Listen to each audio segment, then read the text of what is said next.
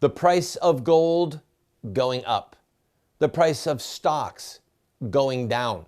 The value of the pound going down, stabilizing, going down. Oh my goodness, what will we do? The divorce papers have, in fact, been filed. Great Britain is officially leaving the European Union. Now, there's two things that we're going to discuss on today's program. One is some of the actual particulars and what it means, and then the other is the political reality on the ground that is behind the divorce, behind the exit. Let's talk about the political reality first. The majority of the people in Great Britain, and especially, by the way, in England, because you have to remember that Northern Ireland, Wales, Scotland, England proper, they make up Great Britain. And the people, the overwhelming majority of people in England and Wales said, we're done. We are out of here. There was actually a servant in government killed, God rest her soul, killed by somebody who was saying put England first. She was murdered in a public setting. The people of England have had it, and the point where the pimple pops is immigration. You need to remember that, because the Republicans and the Democrats in America, the machine, they're watching. And Hillary Clinton's people are in panic over this. But I'm getting ahead of myself. When the European Union was formed, one of the things that they said, all right, this is the deal. You want to be in on this? A passport in any one of our nations means that anyone can go anywhere in all of the European Union nations. When the nations who agreed to be in the European Union cut the deal, they said if you've got a passport from one of these member nations, you can travel freely to all member nations. It almost made it like the United States. Not exactly, not quite, but close. If you're in New York, you cross the border into Pennsylvania, no big deal. Pennsylvania goes straight into West Virginia. And the English people said, we're being overrun. There's an immigration crisis going on, and it regards Muslims from the Middle East, and it involves terrorism, okay? That's the driving, emotional, visceral, motivating force going on with the average Joe in the English pubs, okay? The elite said, ignore that. This is going to cause all kinds of problems for us. And they said, you know what? I'm not interested. Now just step back for a minute and imagine that we cut some kind of a deal where Canada and Mexico and Costa Rica and Haiti would decide who came into our country because we cut a deal with them. We would have no right to stop them. All right, forget the illegal immigration crisis. At that point, anybody with a Mexican passport could just come into America. So the English people, by a significant majority, said, we are done. We are out. Now, if you are Germany, right now the weight of this is going to fall to you. I need to, before I get ahead of myself, let me finish up with a couple of key points. They created the euro. You will remember that the euro is the second largest currency in the world, but it's way distant to the American dollar. When England came into the European Union, they refused to surrender their currency, and accommodations had to be made for them. Now again, picture America, Canada, Mexico sharing the same currency, okay? The English early on said, we're not doing that. We are the pound, as sound as the pound. The pound was the currency of the world for a long time, and it is still one of the most stable currencies in the world. And the English government, the English people said, we will never give up the pound. Let the French give up the franc. Let the Germans give up the Deutschmark. Let the Italians give up the lira. We are not giving up the pound. So the members of the European Union gave up their currency, and they gave up certain rights to control their borders. Now, I want you to stop for a minute and just think that one through. If you don't control your own currency and you don't control your own borders, what does that make you? Are you really a nation anymore? Are you really your own free and sovereign independent nation? No, because you don't get to control your border and you don't get to control your currency. And the English people finally said, we're done with this nightmare. We're getting out. I'll be right back. Stay with me.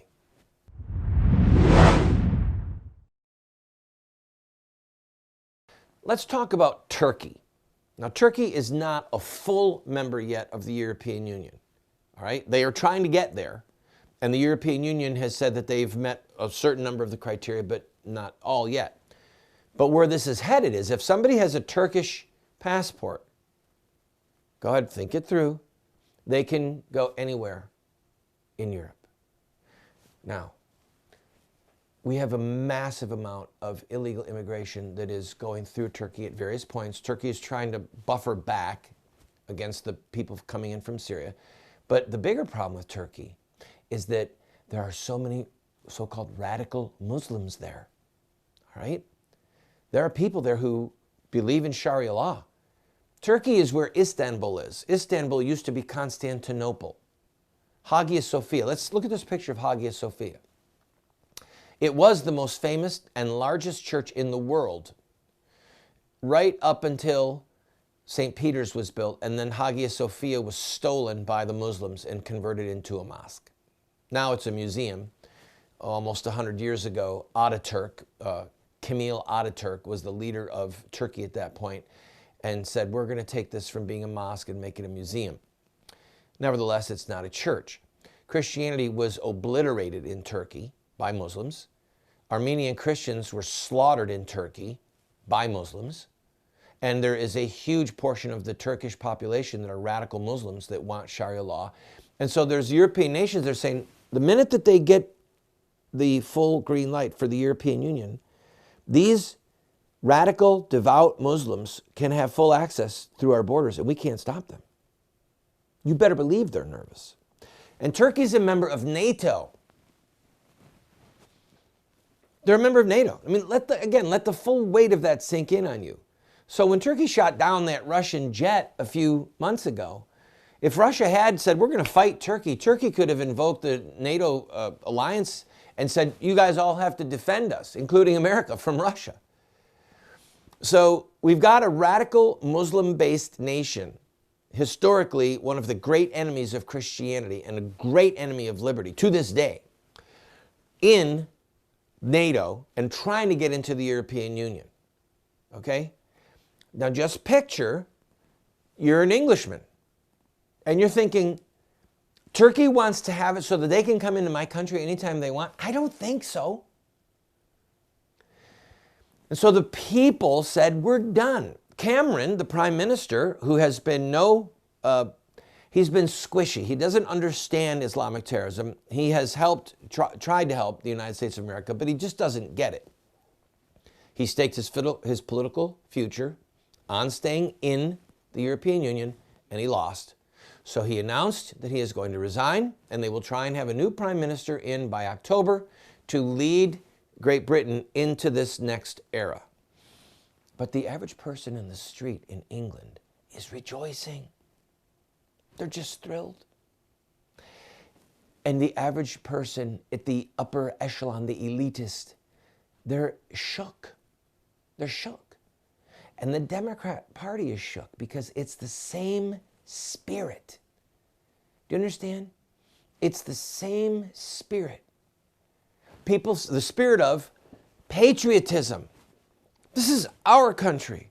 These are our borders. This is our money. And we don't want people just to be able to come here, especially people who will not assimilate. They will not assimilate. You know, when the elite who are deceivers, who are not educated properly when it comes to the history of Islam and the history of Islamic terrorism, they're just not. When they try and say, well, look what happened when the Italians came here, or the Irish, or the Germans, and all of the infighting. Right, but here was the glaring difference. The Irish were Catholic. The Italians were Catholic. The Germans were either Lutheran Protestants or Bavarian Catholics. So at the end of the day, There might have been language barriers, and there might have been cultural differences, and there might have been fights over jobs, but they still went to church, they went to Mass, and they said, Jesus is Lord. We believe the Apostles' Creed. And within a generation, they learned English, and they assimilated, and their kids were playing with each other, no problem. But with Islam, they're not going to assimilate in one generation or two or three, because you and I, the non-Muslims, we are the infidels, all right? I've got to take another break, but stay with me, because I'm tired of people mixing and matching, comparing Italians to Muslims. I'm an Italian, and I ain't a Muslim, I promise you.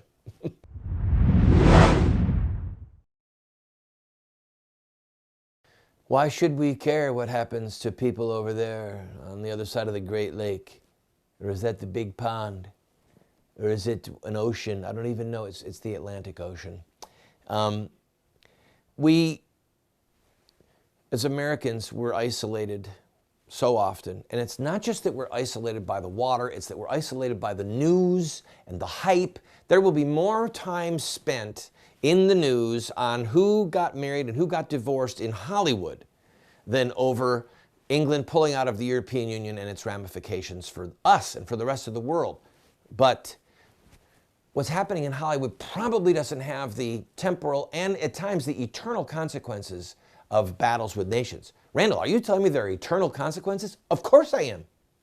If you look at the history of the Ottoman Empire and its crushing defeat of Constantinople, the jewel of the East, of Byzantium, rather, as we call it, if you look at that history, eternity was affected because tens of millions of people came under the heel of a heretical religion called Islam that damns men to perdition without their Savior, the Lord Jesus Christ. So yeah, I really think crazy things like eternity matters with wars and with battles and with nations. And that's why there is such a devilish, and by that I mean devil, a devilish interest in wars and in death and in slavery and in promoting heresy and lies, because men's eternal souls and women's eternal souls are at risk.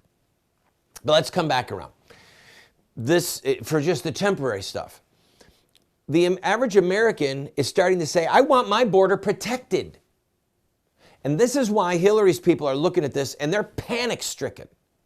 They're panic-stricken because that spirit of patriotism is churning. That spirit of protect our borders is churning. Can you imagine if we were in a situation where our currency and our borders were not controlled by us? It's unthinkable to us. And that's what England was facing when they wanted to get into the Union, and they did, but they said, no, we're not doing it with our currency. And then they faced it and said, look, we're getting out. We're out. We're going to control our borders. And yes, this is going to be difficult. Yes, it's going to cause some rocky waves. But I want you to understand something, people. There's a very significant patriot movement, love patris, love of our fathers, or the land of our fathers, in France and in Germany. All right?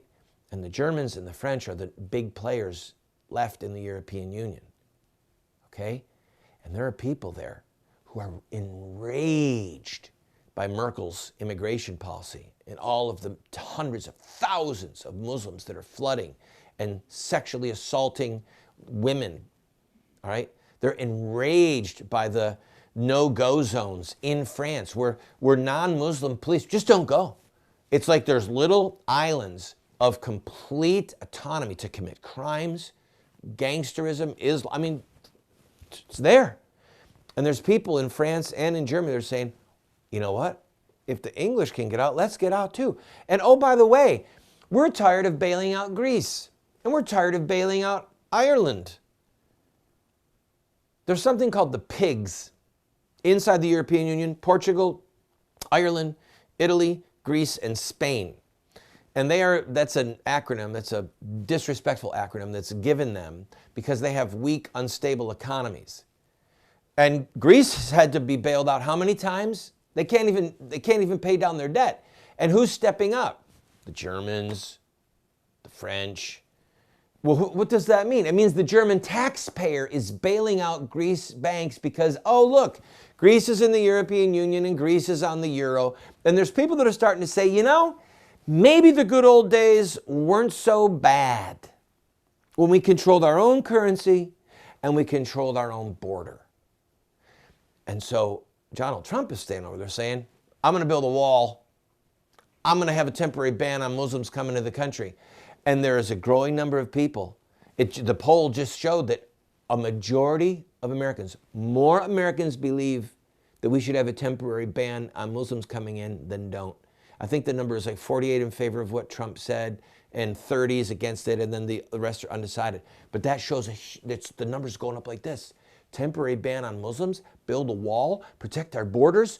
Oh my goodness, this is insanity. This is horrible. This is bigotry. This is the worst of the worst of the worst. This is patriotism. Ah.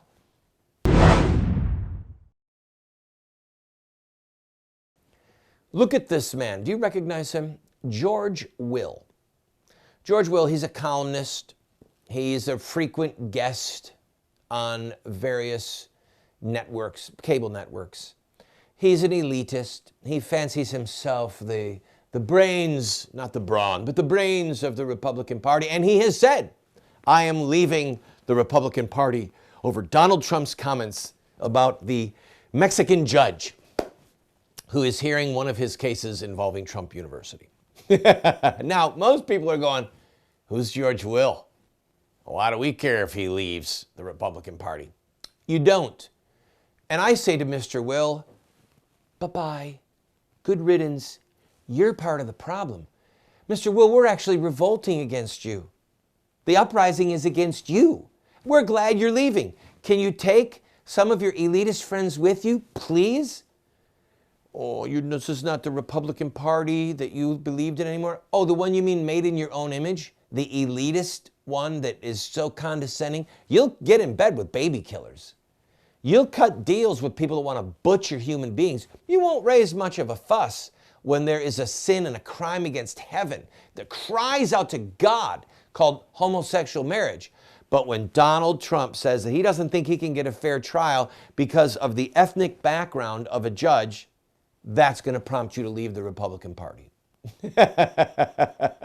It's actually funny. Do you see it? And then I think what's even funnier, and it's almost cute, is that most Americans don't know who he is. And so his departure from the Republican Party shows the incestuous, elitist, moneyed, who's going to the party and serving the $80 bottle of whiskey, the $500 bottle of wine. These are people that live in another world. And it's not so much the world that we live in out here in the hinterland, we unwashed Philistines. No. It's inside the Beltway. It's, what show are you talking on? Hey, I saw what you did the other night. I saw that clip on CNN. Nice job. Oh, your piece got published in the Wall Street Journal. Boy, can you believe what so-and-so is doing? Hey, did you hear about who landed the deal to buy the airtime for candidate so-and-so? Really? Yeah, and they're doing it at 13%, not the regular 15%.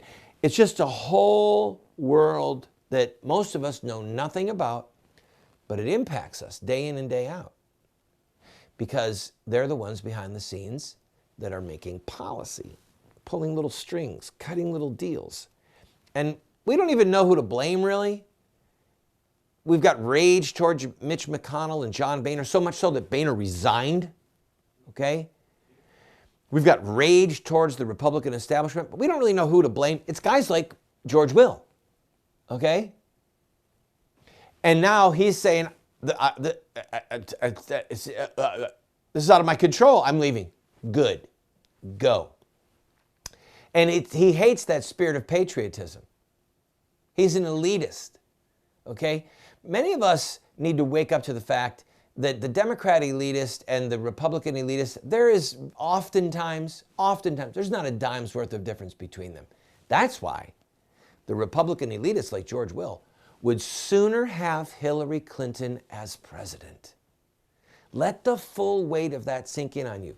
Every time you get an email, a phone call, a fundraising letter, you watch one of these people on TV talk, And I'm talking about Republicans, so-called conservative Republicans. Every time you hear them say that they won't vote for Trump, that they won't support Trump, or anything in between, what they're in fact saying is they love the status quo. They love what's normal right now so much that they would rather have normal Hillary than abnormal Trump as the president. They are saying that their love of the Republican Party is so deep, so profound, so principled, that they would rather have Hillary Clinton, the Democrat, as president than Donald Trump, the Republican. This is treachery of the highest order. It's insanity. It's immoral. I don't have enough time to give you the long list of adjectives. I'll explain them another time. But I'm telling you, if you would see Hillary as president, there's something wrong with your ethical compass. You're warped in your soul, and you need help.